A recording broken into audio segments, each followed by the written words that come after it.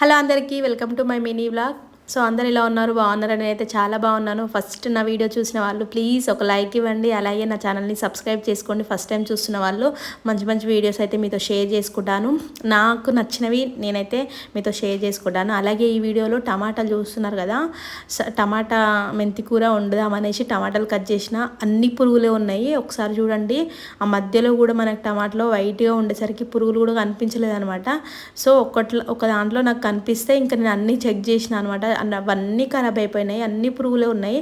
So చాలా జాగ్రత్తగా ఉండండి, ఎందుకంటే మనం చూసుకోకుండా అట్లానే వేస్తే ఇంకా మనకే ప్రాబ్లం అవుతుంది కదా. So be careful. నాకు ఈ కర్రీ చూసినప్పుడల్లా ఒకటి గుర్తొచ్చేది, మేము అస్సాంలో ఉన్నప్పుడు అప్పుడైతే కూరగాయలకైతే చాలా ఇబ్బంది పడేది. మన సైడ్ కూరగాయలు అస్సలు దొరకపోయేది. అక్కడైతే అన్ని కూరగాయలే దొరికేది అనమాట. మెంతి కూర తినాలని చాలా అనిపించేది. మా ప్రయోగాలు మామూలుగా లేవు. అప్పుడైతే యూట్యూబ్లో చూసి మరీ ప్రయోగాలు చేసాం అనమాట. మెంతులు తెచ్చి, మెంతులతోనే కదా మనకి మెంతి కూర వచ్చేది.